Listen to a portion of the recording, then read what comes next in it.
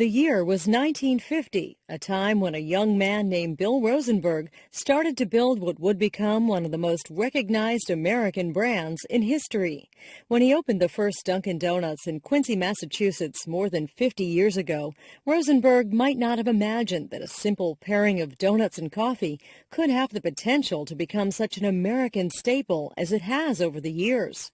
Now, more than half a century later, Dunkin' Donuts leads the retail market in coffee, bagels, and donut sales. With roughly $3 billion in sales expected this year, chances are you are one of the millions who have tried a cup of Dunkin' Donuts coffee or have indulged in one of their 52 varieties of donuts. I think the notion that Bill Rosenberg had, which has perpetuated itself through many decades, is really about providing great products to consumers with a great customer service experience, and always having the brand be affordable and accessible and have a value proposition, but always focused on quality. That philosophy, paired with a fun attitude, has carried the coffee and baked goods giant to the top of its category. We like to have fun. We like to present ourselves as a common company that, we're just like you are. We work every day. We play every day. We like quality products. We like consistency in our products.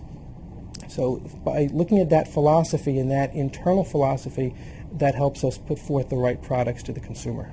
Bob Pitts has been with the company for nearly 40 years. During that time, he's created hundreds of donut varieties. What we really feel very strongly about is that we like to listen to our consumer and let them tell us where we should be, what we should be doing, what products we should be offering, what flavors they want. So we do an awful lot of taste testing, we do an awful lot of research. So we really, when we roll out a new product, we feel very good about it. We feel very confident about it. They also feel good about their standards. Dunkin' Donuts has a unique process of making donuts. They own all of the formulas, and they also have put into place extensive training programs to maintain the same great quality donuts through the years. Their first television commercial aired in 1978 and offered consumers a taste of what would become the company's philosophy, offering consumers fresh products and not taking themselves too seriously.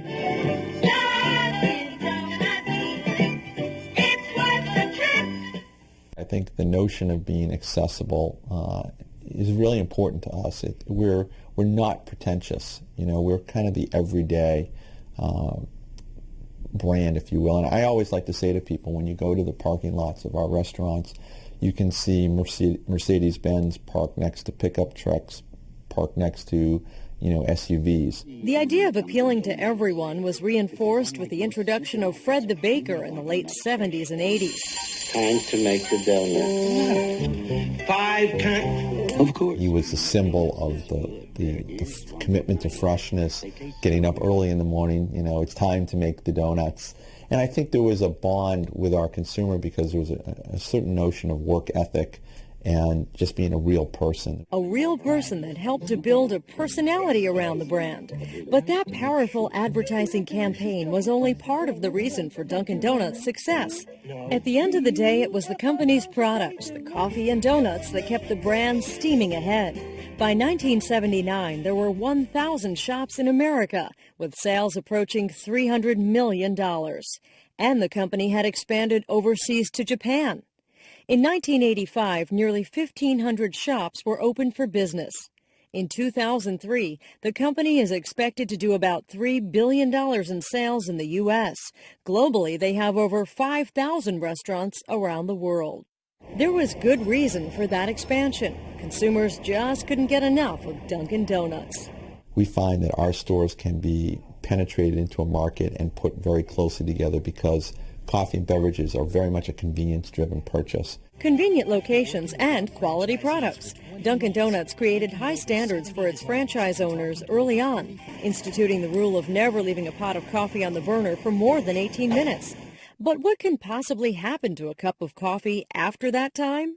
Our standards are the tightest standards in the industry. I don't know of any other company that actually throws their coffee away after 18 minutes because we are so committed to coffee quality and coffee consistency that becomes a major selling point to our consumers. If you take a trip to Dunkin's Coffee Excellence Lab, you'll find out that it can make all the difference. Spencer Turr is a coffee technologist at Dunkin' Donuts' Product Development Lab in Braintree, Massachusetts. On a good day, he taste tests nearly 250 cups of coffee before lunch. I do flavor evaluations, sensory testing for flavor and aroma, which is cup testing the coffee to make sure it tastes the way that it's supposed to make sure the coffee is free of any defects, anything that would adversely harm the flavor of the coffee. And we also do classification testing, which is looking at the green beans, the unroasted coffee, and counting and evaluating all the visible defects to determine whether those defects will affect the flavor of the coffee, the aroma of the coffee, the shelf life of the coffee. The team at Dunkin' Donuts tests and evaluates the coffee throughout the entire supply chain, working with everyone from the coffee importers to the roasters to the individual franchise owners, making sure that all 2.5 million cups of coffee that are consumed every day taste the same wherever coffee is sold.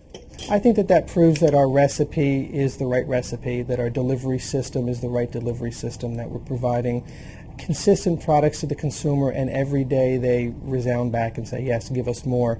We love the coffee. Don't change it, but we want more coffee.